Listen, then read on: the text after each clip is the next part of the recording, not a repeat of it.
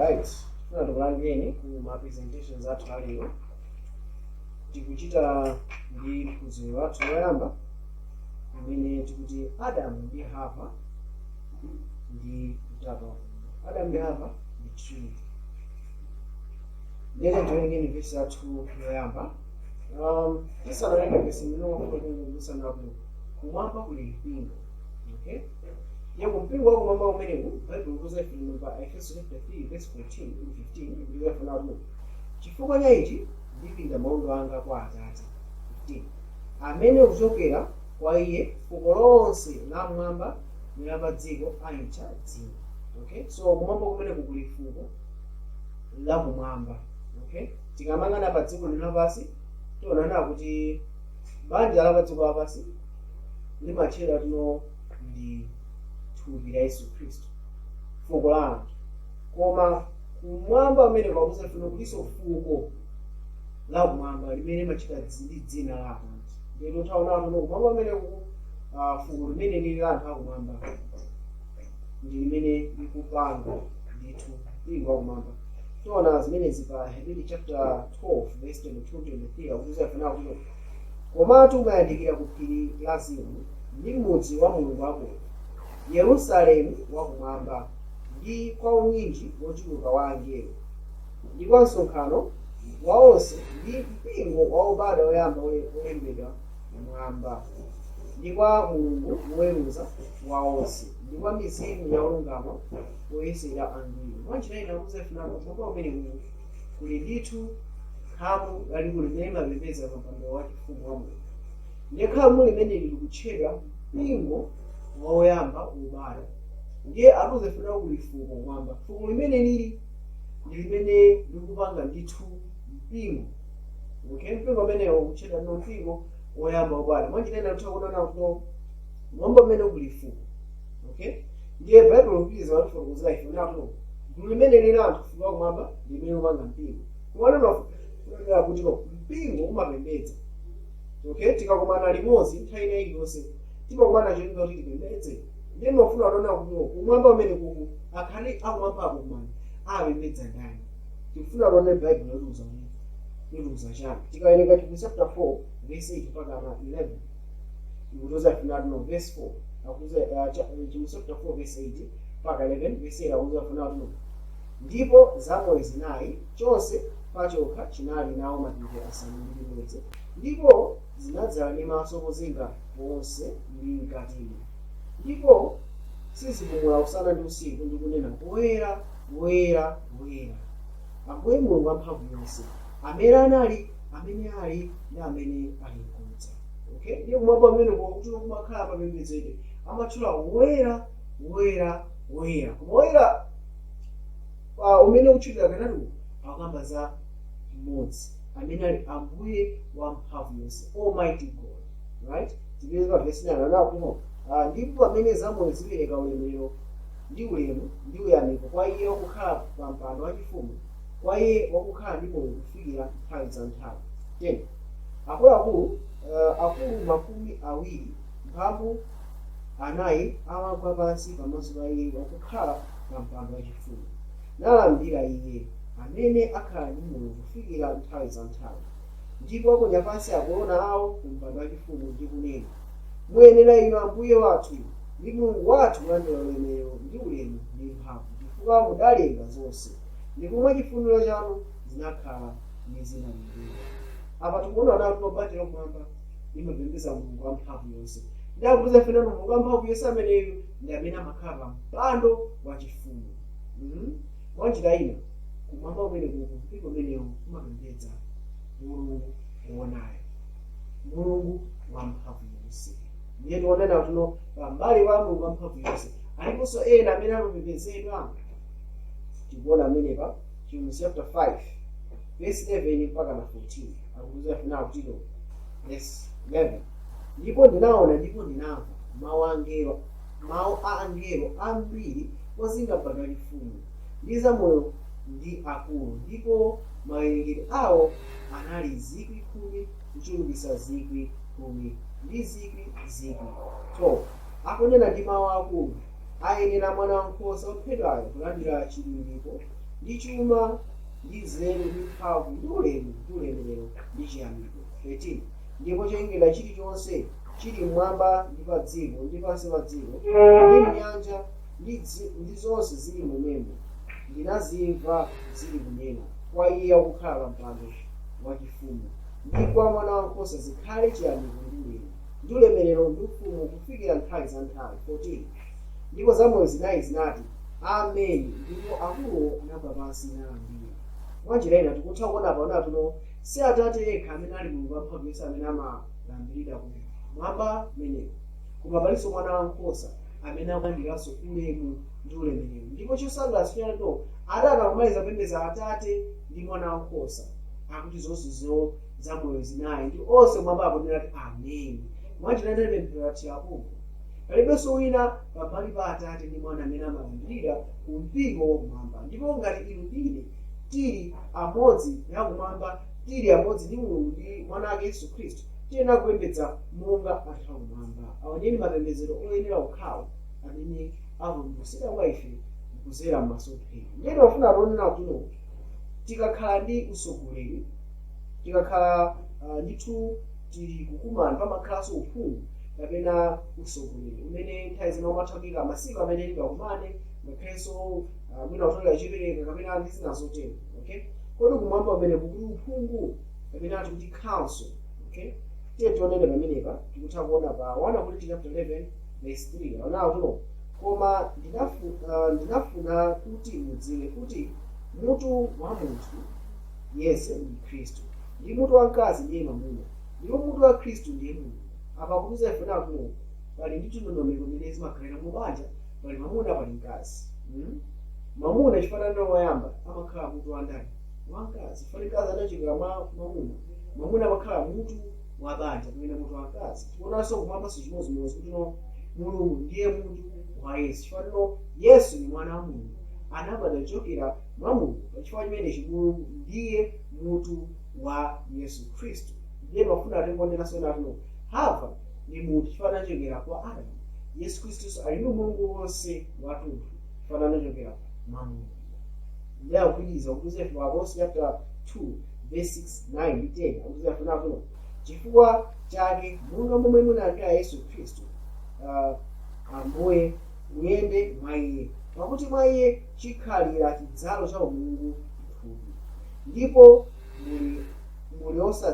muli odzadziwa mwa iye ndiye mutu waukulu wonse ndi ulamuliro. Ndiye tikuona nato kumwamba kuli ndithu uphungu umenewo uli pakati pa Atate ndi Mwana. Atate ndi amene ali Mulungu wamphamvu yonse, Mwana wa Mulungu ndiye Yesu Khristu amene ali ndi Mulungu wonse. Ameneyo ndiye ndithu amene timalambira, Atate ndi Mwana wawo. Ndiye tikuona apa kunena kuti tikamwana pa Deuteronomy 29 verse 29 tikupeza kamba za uphungu umene wakumwamba umene pakati pa awiri akuzefanato zinsinsi za Yehova Mulungu wathu, koma zovumbuluka ndi za ife ndi ana athu osatha kuti tichite mawu onse achilamulo ichi. Ndiye Deuteronomy 29 akuzefanato zinsinsi za ndani za Mulungu, koma zovumbulukazo ndi za ife ndi kwa ana athu. Ndiye Mulungu akhala ndi chinsinsi chimene chamativumbulutsa bwanji wa ife. Kodi zinsinsi za Mulungu zingaticheze bwanji ifeyo? Mafuna tifesiwa bwino. Ndiye tioneni Yesu akuyankhula pa Mateyu chapter 11 verse 27 akunena kuti zinthu zonse zinaperekedwa kwa ine ndi Atate wanga, ndipo palibe munthu adziwa Mwana koma Atate yekha, ndi palibe wina adziwa Atate koma Mwana yekha, ndiye amene Mwana afuna kumulungira. Apa tikutha kuona nawo kuti madalitso onse zinsinsi zonse zili ndi Atate. Zinsinsi zonsezi Atate amazivumbulutsira kwa Mwana. Choka kwa Mwana zimafika kwa iwo onse amene Mwana afuna kuti zivumbulutsa. Mwa njira ina tikutha kuona kuti madalitso achokera kwa Atate kufika kwa Mwana ndi kufika kwa ndani? Kwa ifeyo. Palibenso channel ina pakatipa. So tikutha kuona ndithu kuti zinali choncho. Ndipo chifukwa kuti zinali choncho chikuchitika chani? Pa Hebrews 12 verse 7 akululiranso ifeyo nato ndipo munali nkhondo mmwamba, Mikeli ndi angelo ake akuchita nkhondo ndi njoka, njoka ndi angelo ake chinachitanso nkhondo. Verse 8 ndipo sinalakika ndipo sanapezekaso malo awo mmwamba. Iyi ndi vesi yakuchikumbutso ilifotokoza finato pakati pathu ali mkangano waukulu umene ukuchitika pakati pa Mikaeli ndi angelo ake ndi Lucifer ndi angelo ake. Ndi mkangano umene ukukula kumapita anthawi kufika kunato malo ake a Lucifer sakutani sakupezekapo. Kodi chinambisa mkangano ndi chiyani? Ndeni kutha kuona nawo kuti no mkangano umenewu ukubwera pakati pathu inu ndine tikulengera Adamu ndi Hava kulengera mkangano umene uli kale mkati. Ndiye mafuna kuwerenga wana kuti chapter 11 verse 10 imatiulirira zambiri za mkangano umenewu kuti no Mulungu anachita kuchani. Wana kuti 11 verse 10 anawo tino koma mkazi chifukwa cha mwamuna chifukwa cha ichi mkazi ayenera kukhala nawo ulamuliro munthu wake chifukwa cha angelo. Tikumawerenga wana kuti chapter 11 verse 9 wabuza fina no mwamuna sanalengedwe chifukwa cha mkazi mkazi anenge chifukwa cha mwamuna. Pa chifukwa ichi mkazi afunga khedi ulamuliro pa munthu wake chifukwa ndani cha angelo. Mwanjira ino verse jenalenga wana kuti chapter 11 verse 3 ngapasa no munthu wa mwamuna ndi Kristu mwana munthu wa mkazi ndi mwamuna. Tikuona nawo tino mwezi Mulungu akuti ati chifukwa cha ndani cha angelo zichitika chano mwamba angelo amene amalamulira ndi Kristu makamaka Lucifer anaukira uphungu umene kumwamba anaukira Yesu Kristu. Ndipo chifukwa cha imenechi ichi Mulungu anakonza njira ine amadera kuti angelo amene anakhala okhulupirika kwa Mulungu akamvesese kuti ati chifukwa cha Yesu Kristu akukwezera pamwamba pa Lucifer ndi angelo onse. Chifukwa chani mwana wa Mulungu akukwezera pamwamba kuposa ena onse amene ali olengedwa. Nyenekena kuti Yesu Kristu alino Mulungu wonse. Chifukwa imene inatha kupembedzera ndi kulambirira icho osakhala ndithu yolapika koma cholandirira. Ndipo chifukwa chimene chichi Lucifer anayambisa mkangano kususana ndi nzeru ya Mulungu kususana ndi mwana wa Mulungu. Tiona anena kuti no chifukwa cha imenechi Mulungu anakonza njira kuti akalenge munthu chifanizo chake. Kuti akaonesera kuti kuchokera mwa munthu munthu munthu wina. Siza kuti kuchokera mwa Mulungu munthu akubadaso wina amene ndi Mulungu wathunthu monga ali Mulungu mwini. Ndiri utaonana kuti no ichi Mulungu akupanga chifukwa cha angelo. Mulenga Adamu kuyambirira kaye kenako kulenga ndani Hava. Chifukwa kuti chani chifukwa cha angelo. Ndiri kuona kuti no Mulungu anapangana ndi ndani. Akamati pa Genesis chapter 1 verse 1 ndicho 16 tiwerenga aona kuti kayame Mulungu analenga mwamba ndi dziko lapansi. Ndiye tikutha kuona kuti Mulungu pachiyambi akulenga ndithu kumwamba ndi dziko lapansi. Zokamba zambi kumwamba miyamba kumene kwakhala mitambo komanso pa dziko lapansi siza kuzilenga pa nthawi imodzi. Ndipo verse 26 akuza finalo Mulungu sanaleka ya verse 26 nawo ndipo anati Mulungu tipange munthu m'chifaniziro chathu monga mwa chikhalidwe chathu alamulire pa nsomba za nyanja ndi pa mbalame za mlengalenga ndi pa ng'ombe ndi pa dziko lonse lapansi ndi pa zokwawa zonse zakwawa pa dziko lapansi. Mwanjira ino tikuona kuti Mulungu amene anati tiyeni tipange munthu m'chifaniziro cha ndani chathu. Kodi Mulungu amakhala ndani? Anthu ena akaona kuti tiyeni tipange amathamanga kuti apa amene zikuoneseramo apa zaonesera kuti ndi utatu.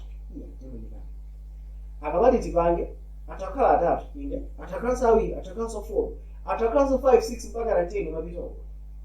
Kodi akamati tipange Mulungu amakhala ndani? Pano ngati silivesesa vesi imeneyi ndeti zinthu zambiri tizitani tiziphoni.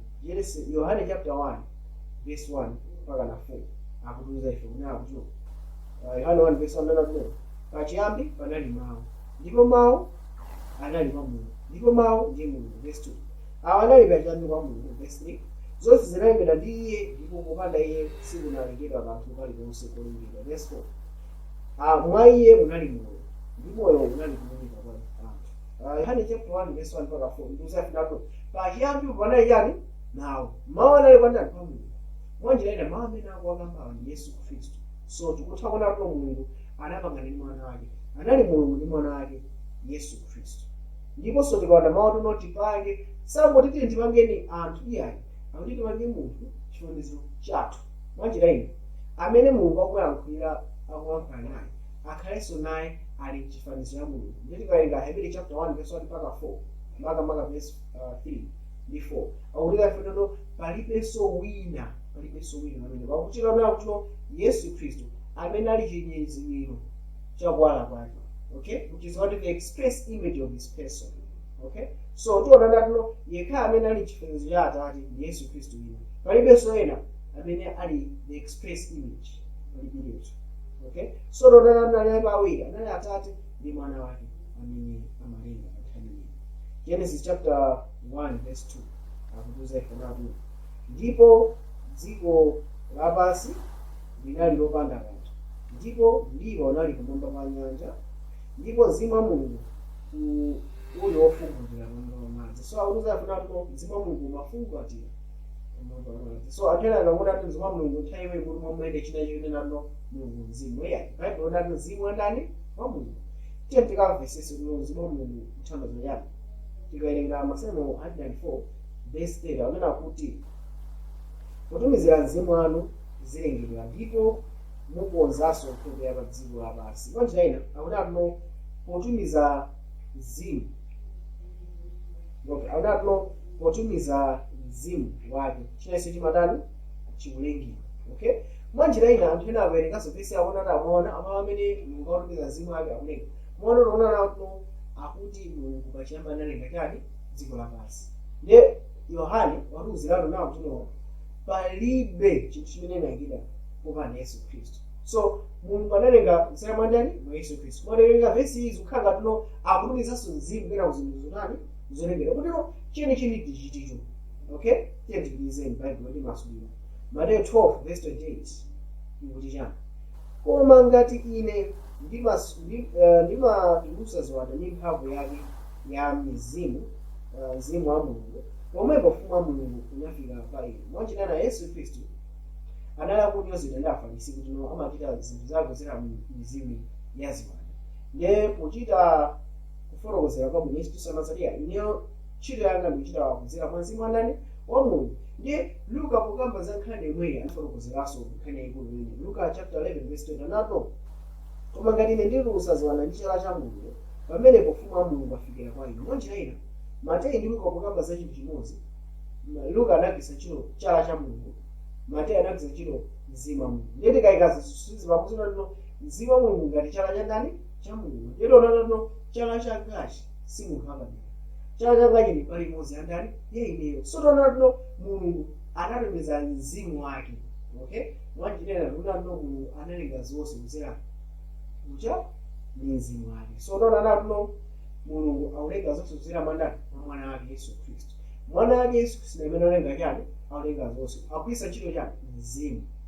Okay, so nano akomba amene pamufika sobwino kwambiri Masalimo chapter 8 verse 3 tikawerenga Masalimo chapter 8 verse 3 kumveka bwino nakuno pakuona ine thambo la kumwamba lanu ntchito za zala zanu mwezi nyenyezi zimene munazikhazikitsa.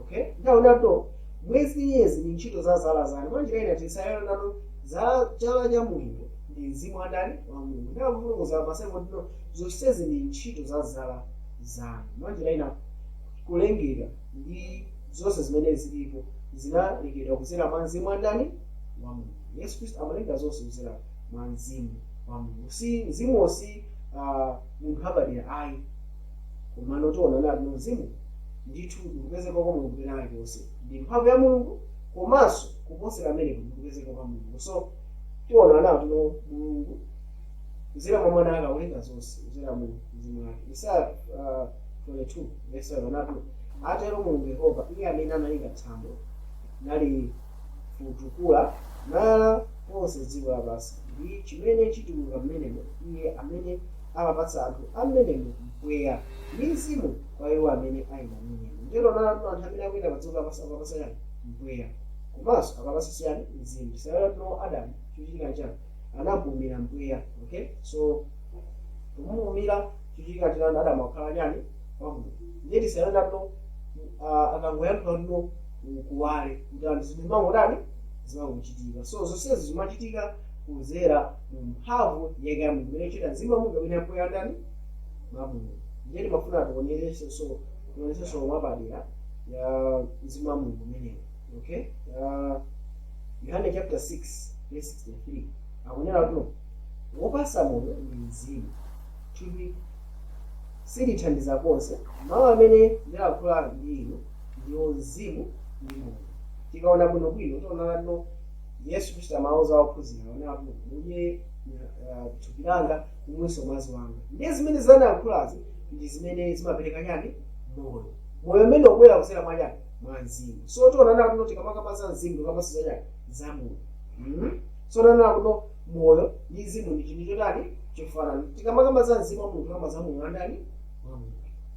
Okay, so chifano Yesu Kristo ali ndi mwana wa Mulungu. Tiona no Yesu Kristo alisa ndi moyo wa Mulungu. Okay, so tiona Atate ndi Mwana ali ndi moyo wa Mulungu. Okay, ndipo chifukwa chimene chichi Yesu Kristo akulenga zonse kuzera mwa chani mwa Mulungu umene tikutcha kuti mzimu.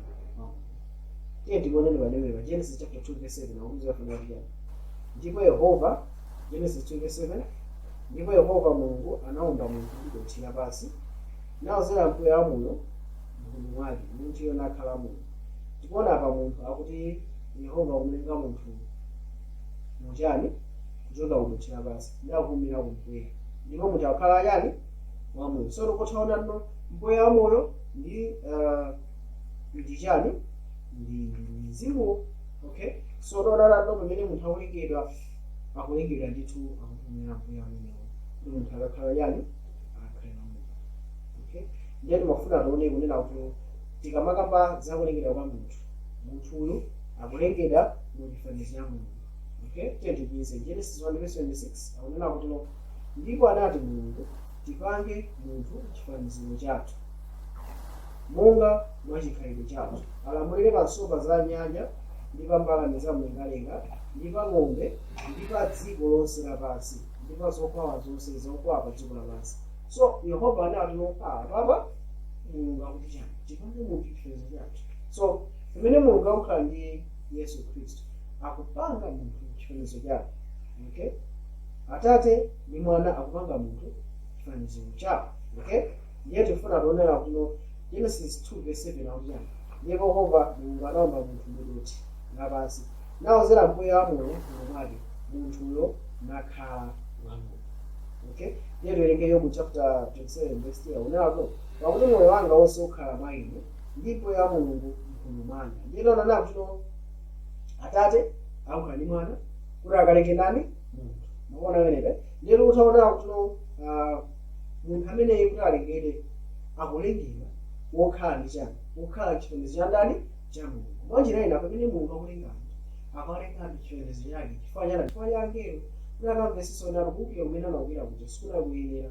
Yesu Kristo ndithu ndi mwana wa Mulungu akuyenera ulemerero wonse ndi matamando wonse monga chimodzimodzi Atate. Ndiye tiona chikumbusana no ndi Atate ndi Mwana okha amene alengezera. Pa chifukwa chimene Mulungu anapanganso anthu chifanizo chake chifukwa cha angelo. Ndiye tikuona pamenepa kuti no munthu akupangidwa thupi ndi moyo. Okay, pamene thupi ndi chani ndi mzimu. Right, so tikuona nato zimenezi ndithu Atate ndi Mwana akupanga cholinga kuti munthu ameneyo akakhale ndi moyo. Akakhale ndi moyo akakhale ndithu ndi moyo wa munthu. Okay, ndipo chifukwa chimene akakhala pa dziko lapansi akaonesere ndithu ulemerero wa Mulungu. Tiyendipitirize Miyambo 8 verse 22 ndi 30 akupitiriza kunena akunena kuti Miyambo 8 verse 22 anati Mulungu anali nane poyamba njira yake. Next day ndinayima mbali pake ngati misiri ndinamusekerera tsiku ndi tsiku ndi kukondwerera pamaso pake nthawi zonse asanalenge zake zakale. Okay, tikelenga Miyambo 8 verse 22 tiona nato Mulungu sanaleka pamene amalenga. Okay, Mulungu anali ndi wina amene akutchedwa kuti Yesu Kristo amene ali nzeru ya Mulungu. Tikelenga 1 Korinto chapter 1 mwandira verse 18 mpaka 24 tiona nzeru ya Mulungu imene inali ndi Yesu Kristo. Ndiye tiona Mulungu sanali yekha yeye, Mulungu anali Yesu Kristo. Okay, so tiyendipitizeni 1 Timothy chapter 2 verse 9 pakuti Adamu anayamba kulengera pamene Miyambo 1 verse 7 1 Timothy chapter 2 verse 9 akunena kuti pakuti Adamu anayamba kulengera pamene Hava. Mwanjira ino tiona Adamu amene anakulengera kuchokera kuti kera kono chichitika njani Hava akubwera pambuyo pake. So akwamba ndi Adamu kera konda Hava. Okay, Adamu alengera kuchokera kuti koma Hava sakulengera kuchokera kuti Adamu akuchokera kwa munthu ina amene alipo kale. Ndiye tikuona so nato Mulungu Atate ndi amene analipo nthawi za nthawi. Ndipo pachiyambi panali chani? Mawu. Mawu anali kwa ndani? Kwa Mulungu. Ndipo mawu anali ndani? Mulungu. Sasa tikuona kuti Yesu Khristu akubadwa mu nthawi za nthawi kuchokera kwa ndani? Kwa Atate. Nthawi imene kuchera kuyani? Pachiyambi. Ndiliti ndikalekale kwambiri kuti sitingaziwe. Ndili kutha kuona chinthu chimenechi kuno Mulungu akupangira dani kuti akaonesese kuti no angelo amene akazidwa no munthu atachokeraso munthu mzake.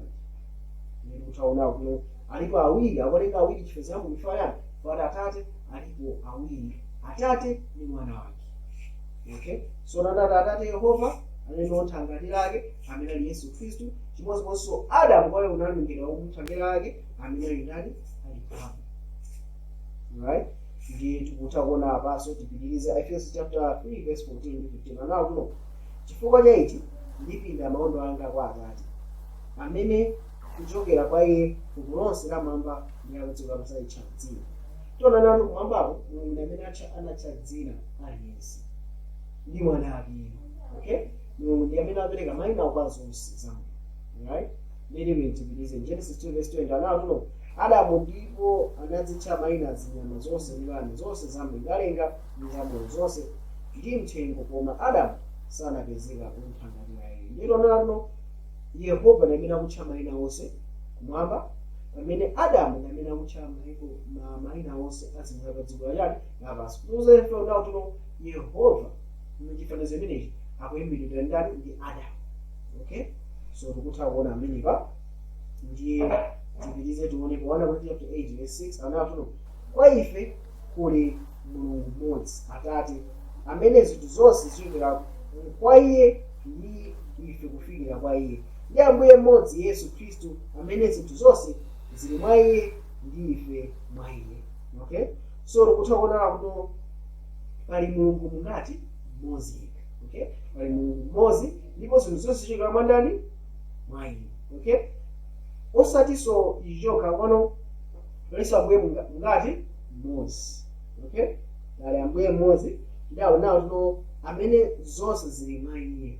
Okay, mwanjilenda tona kuti no tikawerenga verse imene kufotokozera Genesis 5 verse 1 ndi 2 ikuza funa kuno ili ni buku Genesis 5 verse 1 ndi 2 ili ni buku la mibado ya Adamu, tsiku lomwe Mulungu analenga munthu anamlenga chifuniro za Mulungu. Analenga iye mwamuna ndi mkazi nawo adalitsa iwo natcha mtundu wawo anthu tsiku lomwe analenga iwo. Tiona nawo tuno kuchokera mwa Mulungu mukubadwanso ndani? Yesu Khristu amene ali ndi umulungu wonse. Okay, kuchokera mwa Adamu kuchuluka ndani? Hava amene ali ndi umunthu wonse. Okay, Hava sakukhala munthu chifukwa tino naye anakhala pa nthawi imodzi ndi ndani? Ndi Adamu. Ayi, zikufuna tino munthu akhalepo kale ndiwe kuti uye ndani?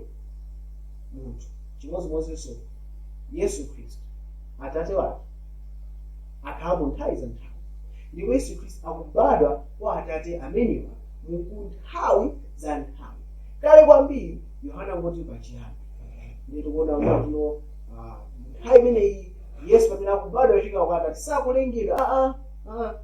Akubadwa pamene akubadwa zikuoneka kuna kuti akutenga chibadwidwe cha Mulungu, akutenga chikhalidwe cha Mulungu, akutenga the divine nature. So Yesu Khristu ali ndi Mulungu wonse chimodzimodzi Hava anali ndi munthu wonse.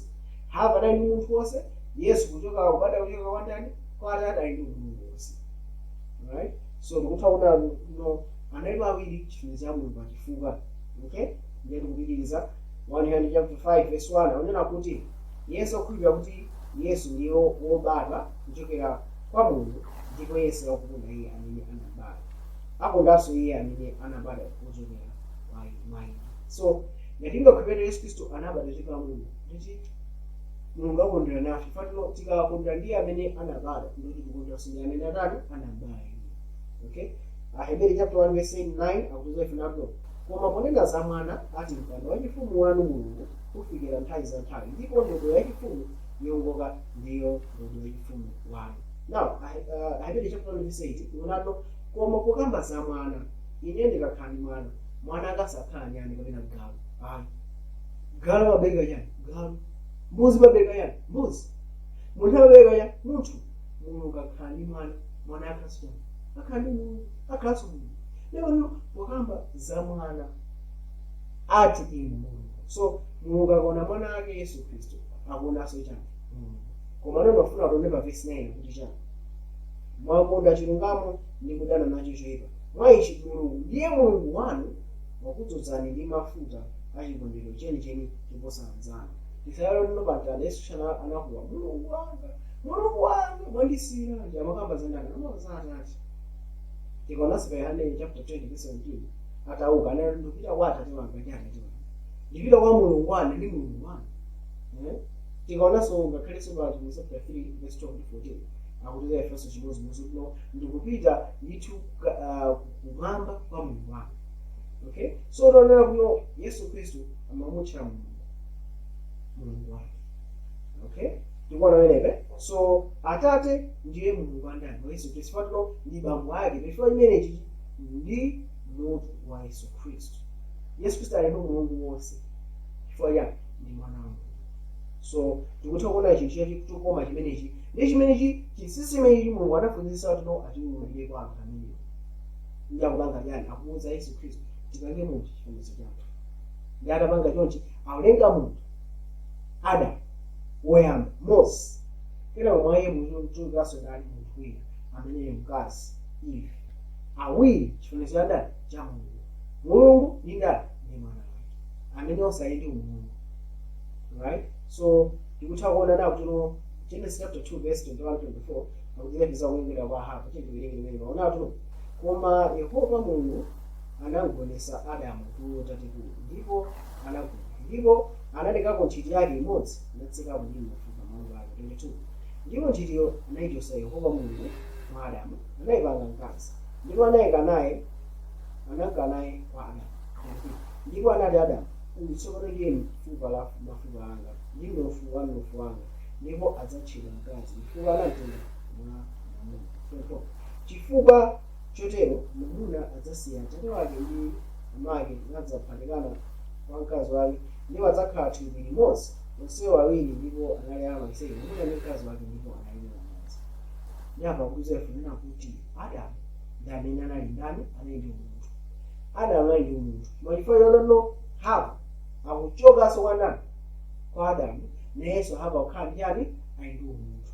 Tikuona pamenepe ndipo anthu amene akutchedwa ali ndi thupi lingati akakhala pamodzi ndi thupi lingati ndi limodzi. Adamu anachita uyu ndiye fupa la chani la mafupa anga uyu ndiye mnofu wanga wa mnofu wanga akusonyeza kuti chani akusonyeza ndawo kuti Hava anachokera wa ndani mwa iyeyo ndipo chifukwa chimenechi awiriwa ndi thupi lingati ndi limodzi. Okay, so icho ndi chimene Adamu afotokozera.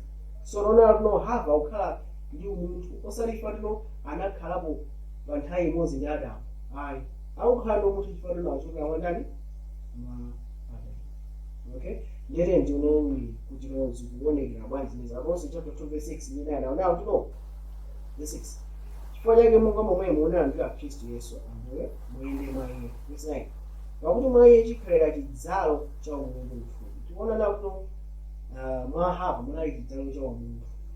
Adamu atangomona Hava anamuna nakuti ndiye mkazi wa ndani anamutcha kuti uyu ndi mnofu wanga thupi la langa ndi zina zotere koma tona nawo tuno fupa la mafupa anga mnofu wanga ndiye tikuona nawo tuno Adamu anachita zimenezi akuthawa zindikira mkazi uyu nayeso ndiye tikuona nawo Mulungu wonse pokamba za mwana ati mwa Yesu Kristo muli chidzalo cha umulungu wonse mwanjira na Yesu Kristo ali ndi umulungu wonse wake. Paibenso kuchoserapo iye ayifanana nabadwa ndeti umulungu ake nochepa ayi ali chidzalo lonse chimodzimodzi Hava anali ndi munthu 100%. Valina amafuna zisusa fundo lili komano udafunsa nano kuti akazi ndi anthu akufuna inde udafunsa kuti ana anu ndi anyani aukanarayi angasala chifukwa cha nana musala anyani anada anabada kwa ine munthu nawonso ndani ndi anthu wafunsa kuti akazi ndi anthu anati chifukwa ya udafunsa kuti Hava ndi munthu anali ine chifukwa ya anati kwanda wala komano kuti amvese napo zimene zauchita chifukwa ya angelo kuti amvese chimene amapanga chifukwa cha utata wa Mulungu komano zisizi Mulungu akuchita dala chingati angelo aphunzirepo kanthu. Eden china iso chopangidwa kuoneseratu napo chinthu china chimatusa zofanana akulenga nyama akulenga nsomba akulenga mitengo ati zonse zibala monga mwa mtundu wake. Ndi pamene opanga Adamu akutulutsa mundani Hava monga mwa mtundu wake. Muona? So moyo padziko lapansi mwafunika chilichonse monga mwa mtundu wake. Chimodzi mwakuti Mulungu alakhale naini ndi mwana amene ali wa mtundu wake, ali wa mtundu wa Mulungu yekhayo mwana wobadwa yekhayo. So tendipitirize maeneo. Genesis chapter 2 verse 25. Now ndipo anati Adamu, tsopano ndi fupa la mafupa anga ndi mnofu anga ndipo adzachita mkazi chifukwa anatengera mwana munthu. Ndero nato Hava mkazi funa achitengera mwandani mwana munthu. So utaona nawo umunthu wake wa Hava uchokera mwandani mwa Adamu. Umunthu wake Yesu Kristu uchokera mwandani mwa Atate.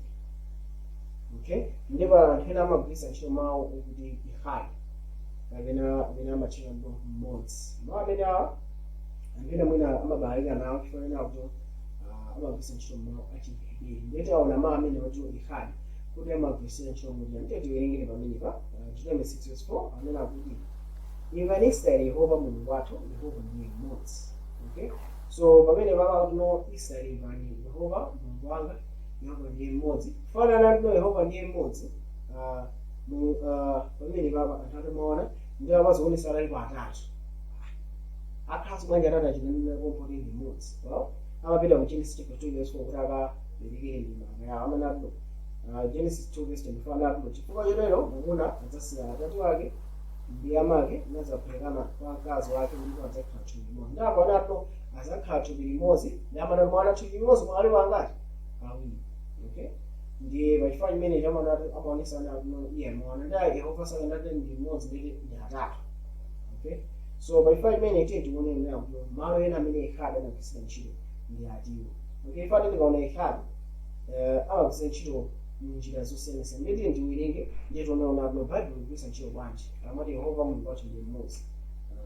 Tiye tione pamenepa Genesis 8 verse 5 nato ndipo mkazi Genesis 8 verse 5 ndipo madzi anali kuchepa kufikira mwezi wa khumi tsiku loyamba mwezi ndipo padaoneka mitu ya akuti mwezi wa khumi tsiku loyamba. Ndiye tikamona tsiku loyamba mawu amene anagwiritsa ntchito pamenepo 1 first day 1 ihali. Unaona? So usotithamo kapitino kuti mu tsiku akati ndi tsiku limodzi first day 1 alipo masiku akati ndi tsiku limodzi. Muona pamenepa? So ihali ndi chimodzi basi. Ndi chimodzimodzi imene tingafotokozera napo school ilipo ingati imodzi. Okay? Tisananso kuna kuno class ilipo ingati imodzi. Okay? Otana no team ilipo ingati imodzi. Team ndi imodzi de mwalimu amapeya ngati ambiri. Class ilipo ingati imodzi.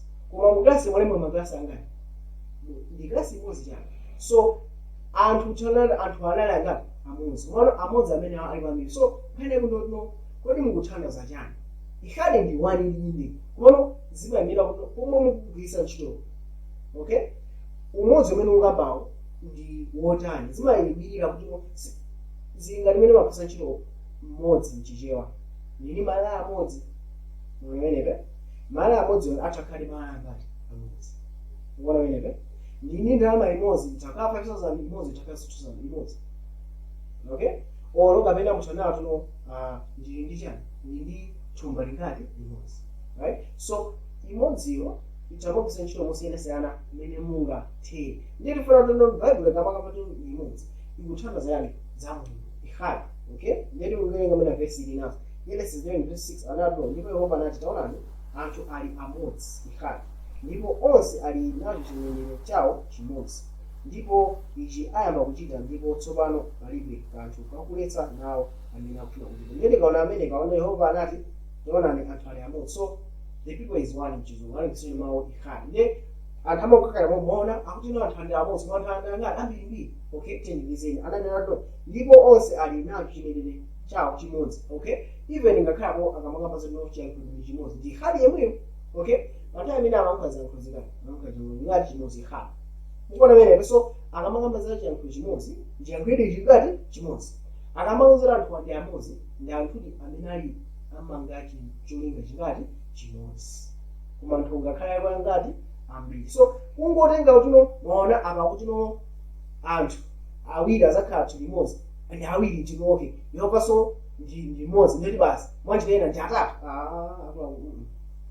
tiye tiona nawo kuno baibulo liyani mmodzi amene tiwerenge baibulo tigwiritse chino mavesi amene akukamba za mulungu amene alili mmodzi kuti alipodi atatu tiye tigwiritse ndi malo ena tione unakuno yesu kumasulira za vesi imene anayiyankhulira ndi kuyifotokozera tiye ndipiteni kuti imene yesu kristu anafotokozera Marko chapter 12 verse 28 32 34 tiwerenga nawo tuno ndi mwana anadza mmodzi mwa alembi namva iwo ali kufunsana pamodzi ndipo pakudziwa kuti anayankha bwino anamufunsa iye lamulo latsogolo laonse ndi liti ndipo mlembi anati kwa iye chabwino mphunzitsi mwanena zoona kuti ndiye mmodzi ndipo palibe wina koma iye ndipo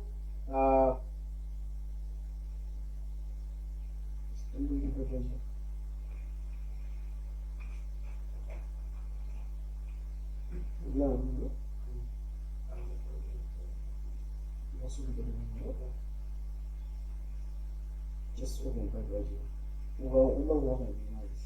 It's not like nice. We can have a nice jump here. I don't do that. There's a one here.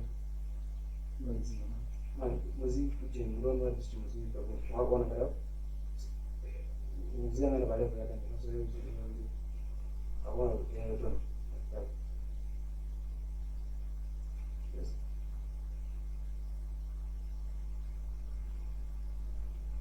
okay ndio fara mwenye kwa Marko chapter 12 verse 28 mpaka 34 anena kuti ndipo anadza mmodzi wa alembi namva iwo ali kufunsana pamodzi ndipo pakudziwa kuti anayankha bwino anamufunsa iye lamulo latsogolo laonse ndi liti. Yesu anayankha kuti latsogolo ndi mvera Israeli Ambuye Mulungu wathu Ambuye ndiye mmodzi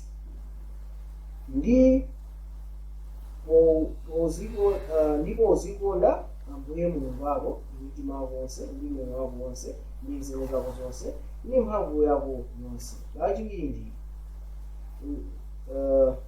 ndi uzikonda mnzako monga uzikonda mwini. Palibe lamulo lina lakuposa. 32 ndipo mlembi anati kwa iye chabwino mphunzitsi mwanena zoona kuti ndiye mmodzi ndipo palibe wina koma iye. Okay, ndiye tikaona amenepa Yesu Kristu anapitiriza. Okay, so tunaona kuti Yesu Kristu kufotokozera za vesi anafotokoza zimene zili pa Deuteronomy chapter 6 verse 4. Nawo tuno lamulo lili kwambiri ndi Mulungu wathu ndi ngati mmodzi ndipo muzikonda ndani muzikonda iye. Ndiye tikamaona mkulu amene Yesu amene anafunsa Yesu amene ali Myuda anavomera naye ndani Yesu Kristu ndipo oteroko Yesu Kristu ananena kuti chani Yesu Kristu anafotokoza kuti verse 34 ndipo pomuona kuti anayankha ndi nzeru Yesu anati kwa iye suli kutali ndi ufumu wa Mulungu ndipo palibe munthu analimbanso mtima kufunsa iye mafunso. Ndipo unaona kuti nkhani yakuli apa ndinena kuti mkulu amene anapakufunsa Yesu amwaibundi Yesu Kristu akuwerenga Deuteronomy 6 verse 4 ndikuliloweza ndikulifotokozera akulu ameneyi. Ndiye mkulu amene akugwirizana ndi Yesu akuti pachifukwa chamene chichi ukhulupirira zimene zize suli kutali ndi ufumu wa Mulungu mwachitana nkhani iyi ndiyikulu kwambiri.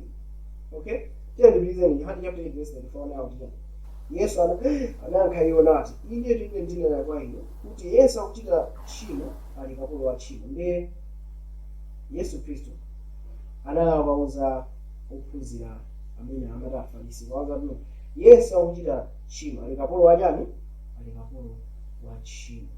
Okay, Yesu anawuza zimenezi. Ndiye ikapitiza amene pa Yohane 8 verse 54 anayankha kuti Yesu anayankha ngati ine ndizilemekeza ndekha ulemerero wanga uli wachani. Atate wanga ndiye undilemekeza ine amene munena za iye kuti ndiye Mulungu wanu. Mukuona pamenepa so tonaona kuti Yesu kuwerenga Marko chapter 12 verse 28 kusika musiku akamaza makamba za Mulungu mmodzi.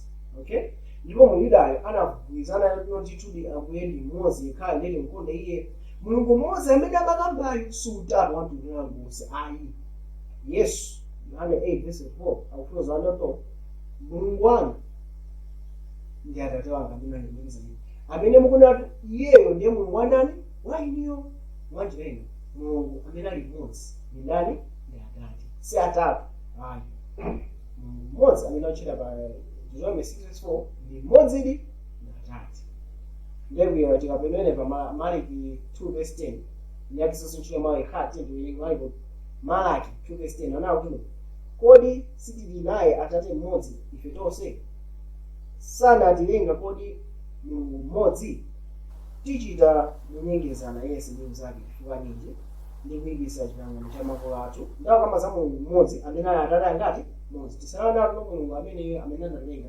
anatilenga ife kudzera mwa mwana wake Yesu Khristu. So apo nkhani ikhadi imene mabalisa anthu iwo kukamba za Mulungu mungati mmodzi amene ali Atate ndiye tiyantipilizeni tikamakamba pa Masalimo 104:1 mpaka na 2 ikukamba za chinyezimiro cha ulemerero chetuyelingenero wanano ndiyembekeza Yehova moyo wanga Mulungu wanga inu ndinu wamkulu 2 muvala ulemerero ndi chifumu amene muzikuta nako kuunyika monga ndi chovala ndikuyala thambo ngati nsalu yotchinga ndilo kulala kwa Mulungu wathu kumwamba ali ulemerero wapaderadera ndipo kamba za ulemerero amene akutino amaziveka iye ndithu kuwala ngati chovala amaziveka iye ndiye ndi ulemerero nditi kamawerenga amene pa Ahebreyu chapter 1:23 anakutino koma pakutha pake pamasiku ano analankhula ndi ife ndi mwana wake ndi mwana amene anamuyika olowa m'nyumba wa zonse mwa iyeso analenga mayiko ndi amwamba omwe. Verse 3 ameneyo kukhala ali chinyezimiro cha ulemerero wake ndi chizindikiro chenicheni cha chikhalidwe chake nanyamula zonse ndi mawu amphamvu yake mmene anachita chiyeso cha zoyipa anakhala pa dzanja lamanja lakumwamba la ukulu mmwamba ndiye tikuona nawo kuti Yesu Khristu ali ndithu chizindikiro cha chikhalidwe chake komanso akunena kuti ali chinyezimiro cha ulemerero wake. Tikamakamba za image Yesu Khristu ndiye khayo ali the express image ya Mulungu.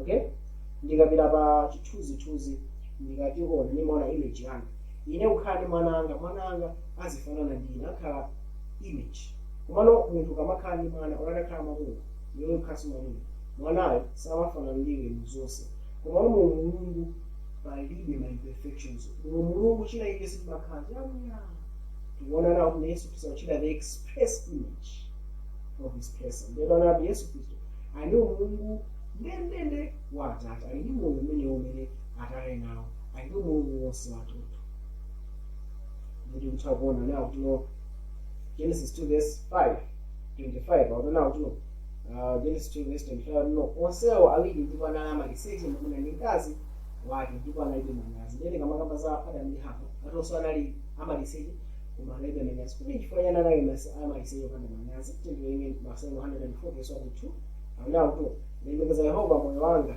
Yehova Mulungu wanga inu ndinu wamkulu ndi 2 muvala ulemu ndi chifumu amene muzikuta nako kuunyika monga ndi chovala ndipo yala thambo ngati nsalu yotchinga kuona nawo kuno Yehova pachamazikuta ndi ulemerero ndili kamwana Mulungu analenga mu chifenzi yake tiona nawo kuno Adamu ndi Hava amakutira ndi ulemerero wa Yehova kona anali amaliseche samavala zovala zopita ngati zathuzi koma analibe maliseche analibe manyazi anamaliseche kutera samavala zovala izizi komano analibe manyazi chifukwa ulemerero wa Mulungu umakuta iwo kumata chimwe zinachitika chapo ulemerero wa Yehova unachoka ndipo anazina ndi amaliseche ndipo anachita manyazi kuti akaziveke. Okay, so ronado kuna tuno Atate wathu wakumwamba ali ndithu ndi mwana wake Yesu Khristu amene ali chinyezimiro cha kuwala kwake. Okay, the express image of his person. Tiyantipilizeni Afilipi 2:9-11 anena kuti mwa ichinso Mulungu anakweza iye nampasa dzina limene liposamwera onse. Verse 10 kuti dzina la Yesu bondo lililonse lipinde la zakumwamba ndi zapadziko ndi zapansi pa dziko. Verse 11 ndima liliponse avomereze kuti Yesu Khristu ali Ambuye kuchitira ulemu Mulungu Atate. Mukuona pamenepa akunena kuti pachifukwa ichi Mulungu akukweza Yesu Khristu kumpasa dzina lapamwamba kuti onse akathe kupembedza ndani Yesu Khristu. Cholinga kuchani kuti akachitire ulemu ndani Mulungu Atate. Sono nakuno Mulungu ndithu ndi munthu wa ndani wa mwana. Okay, so izizi ngati kuli Trinity vesi singaveki kuti Mulungu akweza bwanji Yesu Kristu ngati ali kalima kumtero. Okay, so tikuona mmenepa 1:15 verse 24 mpaka na 28 timowerenga pafika kuno Yesu Mulungu akumika Yesu Kristu kumaina akhosa akakupatire ndani iye.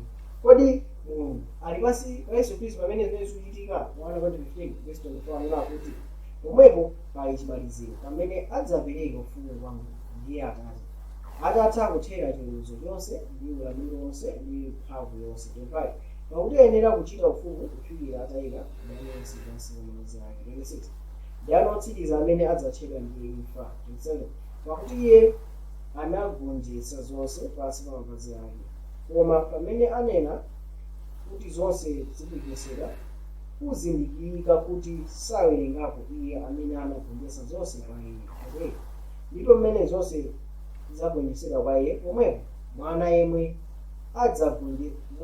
adzagonjetsedwe kwa iye amene anagonjetsera zinthu zonse kuti Mulungu akhale zonse mu zonse. Akukamba ona kuti pamene zonse zakhale zatha tchimo ndi imfa zathera chikuchitika njani mapita nthawiyo kuchitika chitera kuti mwana naye akuzabwezeranso ufumu kwa Atate ndi kukhalanso pansi pa ndani pa Atate. Pakali panopa tikamaphunzira za ufumu wa Mulungu Yesu Kristu ndi amene akukhala mkati mwa ife. Okay, Yesu Kristu ndi amene akulamulira kuti akapereke ulemu kwa Mulungu.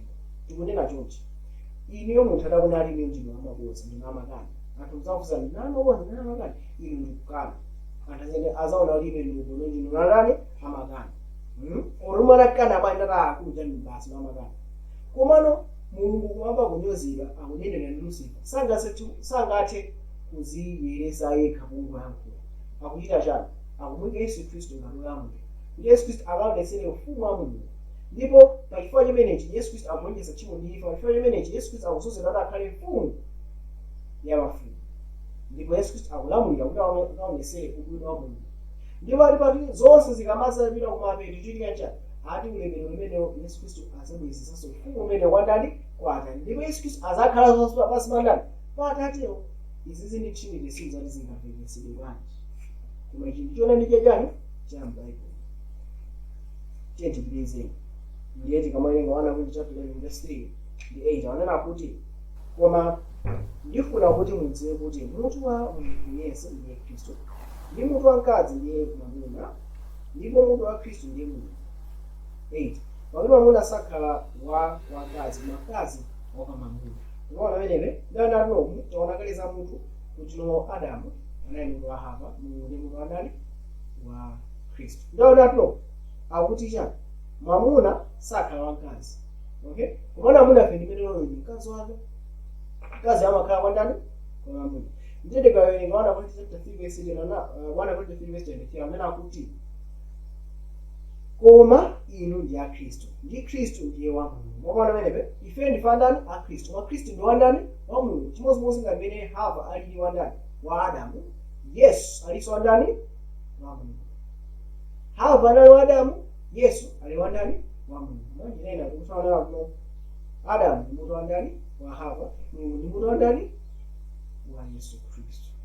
So banja ndi chifaniziro cha ubale umene ulipo pakati pa Atate ndi ndani ndi mwana wake. Tikamakamba za mzimu 1 verse 11 anakuti chani pakuti mdani wa anthu adziwa za Paulo. 1 verse 7 pakuti mdani wa anthu adziwa za munthu koma mzimu wa munthu uli mwa iye. Komwenso za Mulungu wina adziwa koma mzimu wa munthu. Tikuona apa unyatu akugwisa ntchito mawu tino momwemonso ndoti chani chimodzimodzi.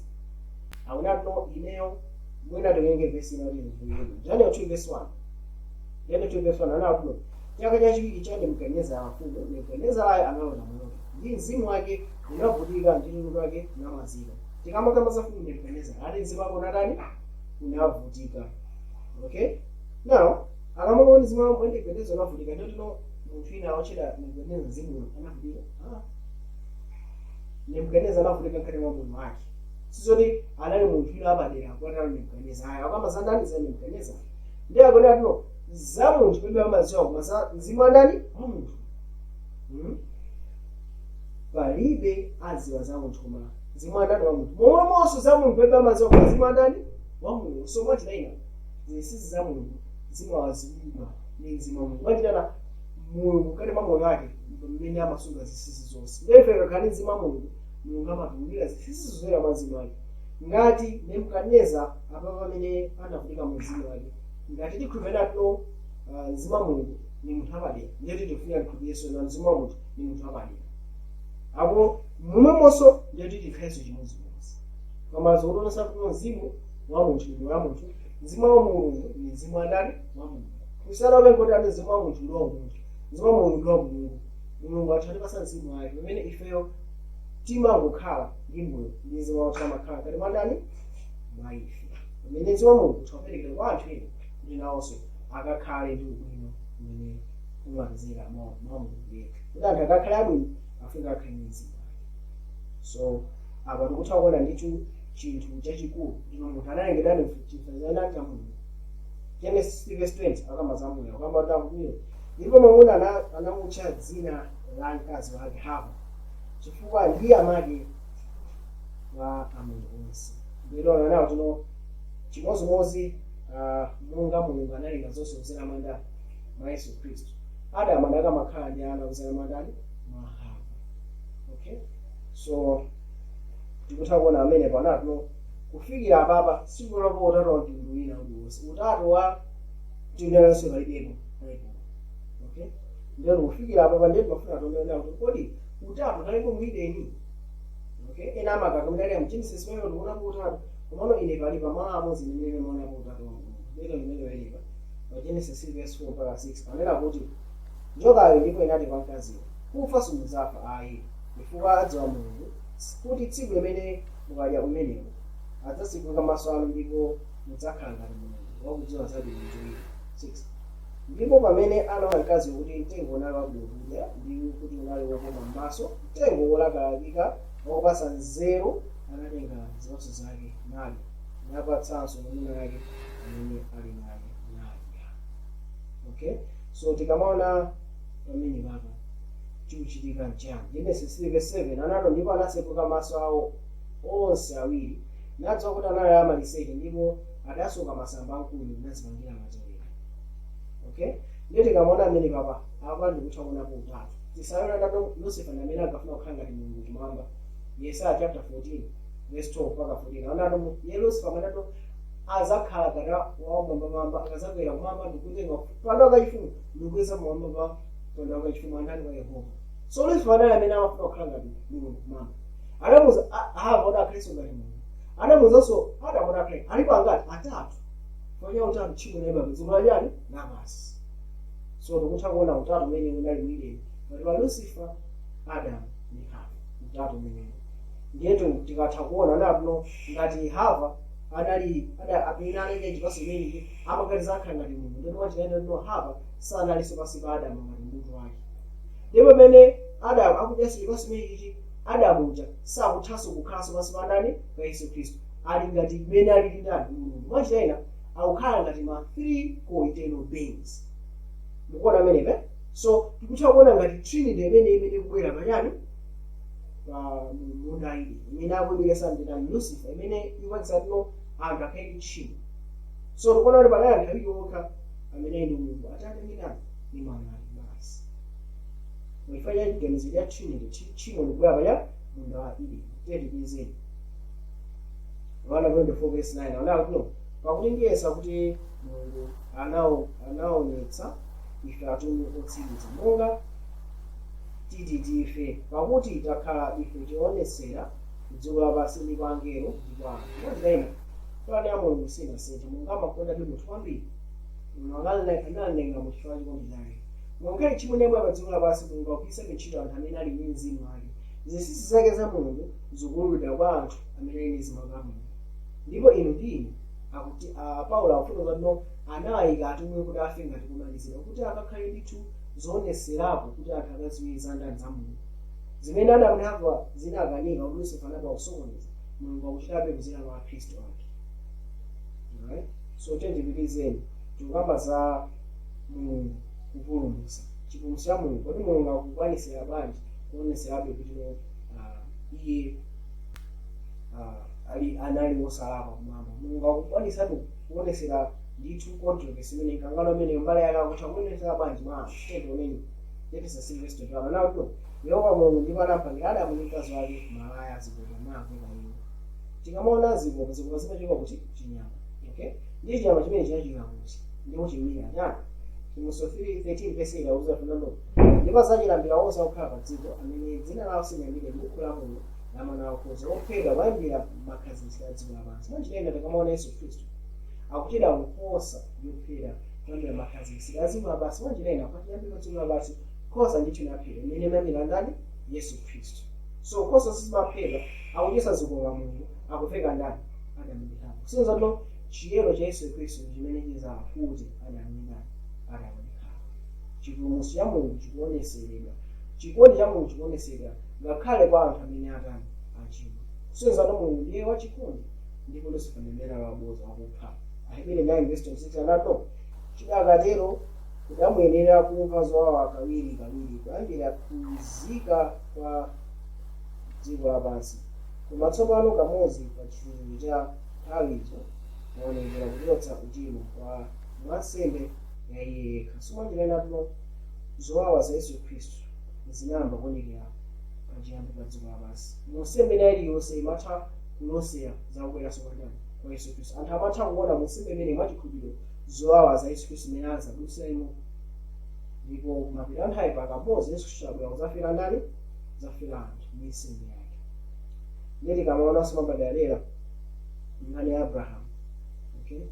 Tikamona Abrahamu amene Genesis 21:1 ndi 2 ndi 3 anena kuti ndipo Yehova anayang'anira Sara monga mwana ati ndipo Yehova anachitira iye monga ananena 2. Ndipo Sara anatenga pakati na mbalira Abrahamu mukalamba wake mwana wamwamuna. Nthawi yomweyo Mulungu anamuwuza 3.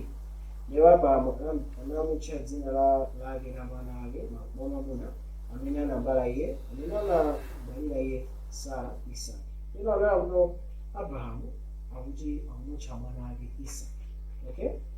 Mwana amene ali waukulu alamba wake wa Abrahamu.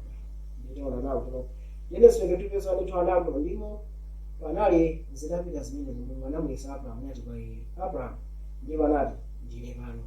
2.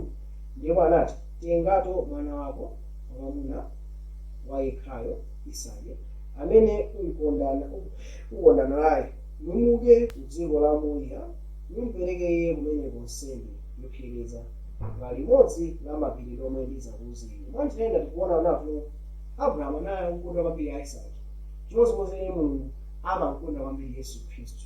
Ndakumuwuzana kuti mupite ku phiri limene tasake ineyo. Chimodzimodzi ngati Mulungu adatuma mwana ake kuti akatifere ife pa phiri andani la Kalvari. Ndiye tutha kuona tuno Abrahamu kuti kwambiri mwana wake. Mulungu amakonda kwambiri Yesu Khristu. Zimene anadusamo Abrahamu munjira yonseyi ndi zimene Mulungu anadusamo kumene amadutsa mwana wake kuti akatifere ife. Genesis 11:17 naona kuno ndi chikhulupiriro Abrahamu poyesera anapereka nsembe Isaki ndipo iye amene adalandira malonjezano anapereka mwana wake wayekha. 18 amene kunanenera za iye kuti mwa Isaki ndo yako zayitanira. Mwanjirana kuona za Abrahamu nena kuti Abrahamu mwene amayesera iye anaoneka amene andilonjeza ndi olungama. Okay? Paja Abrahamu analonjeza ndo mwambe yako Isaki kusenzana mazabwera. Mwambe yako Isaki ndikhale nazamisa yokha mtundu. Abrahamu kumvera Mulungu analoleza kuti akatani akapereka mwana wake. Ndipo mwazana ndo Abrahamu ndithu akupereka mwana wake nkhosa inatuluka ndithu anapereka nkhosayo ndipo zinachitira ulemerero Mulungu. Chifukwa ndo Abrahamu anakumana ndi chinthu chachikulu kwambiri. Tiye ndioneka Yohane chapter 8:13 57-50 tikawerenga Yohane chapter 8 kwamba atatu ana Abrahamu anakondera kuona tsiku langa ndipo anaona nasangalala. Verse 57 aonano Ayuda pamene panati kwa iye simunafikire zaka makumi asanu ndipo munaona Abrahamu kodi? 58 Yesu anati kwa iwo ine ndinena kwa inu asanabve akhala Abrahamu ndipo ine ndilipo. Tisaona napo Yesu Khristu anakhalapo kwambiri nthawi za nthawi. ndipo pa nthawi imeneyi Yesu Khristu amawuza anthu kunena kuti Abrahamu anaona tsiku langa ndipo anakondwera. Anthu apa adakoti iwafuza zodani koma tisana kuti pamene Abrahamu akubereka mwana wake amakumana amadusamo kuti pamene Mulungu amadusamo pamene Mulungu amapereka ndani mwana wake. Sono nakuno ndithu zimene anafotokozera Mulungu kuti amalenga anthu chifukwa chake tikuthaona Mulungu ngakhale mu uchimo Mulungu akugwiritsa ntchito anthu Adamu ndi Hava kupanga zigupa akuzira Abrahamu kuti akaonesere chikondi chake ndithu Mulungu akufunitsitsa kuti kudzera mwa anthu inu ndinu akalegese ntchito kuti tikaonesere ulemerero wake apadera. Ndiye tikamaona verse yathu yosiriza Nehemiah chapter 6 verse 12 ndipetera amuza fulo nonene naye kuti atere Yehova wamakamu kuti taonani munthu dzina lake ndilo Phukira ndipo adzaphukira m'malo mwake nadzamanga kukayikitsa Yehova 13 inde adzamanga kukayikitsa Yehova nadzasenza ulemererowo nadzakhala ndi kulamulira pa mpando wachifumu wake nadzakhala wansembe pa mpando wachifumu wake ndi uphungu wa mtendere udzakhala pakati pa iwo awiri. Akamba za Mphukira amene Yesu Khristu pamene akadzabwera ndithu Yesu Khristu adzakhala nkhosa imene ili yophera pachifukwa chimene idzakhala wapanga Mulungu ndipo chifukwa chimene adzakwanisa ndithu kumanga kukayikitsa Yehova azakwanisa kukhala ndithu wopereka Mulungu kwa anthu inu ndi komano nkhani yachipulumutso ili pakati pa anthu angati awiri Atate ndi Mwana wake basi palibe utatu na uliwonse. Ndikuphunzira amene ndakonzeserani ndikukhulupirira kuti munadalisika ngakandalisika chonde kapeza nini tuthoza mbiri. Amen.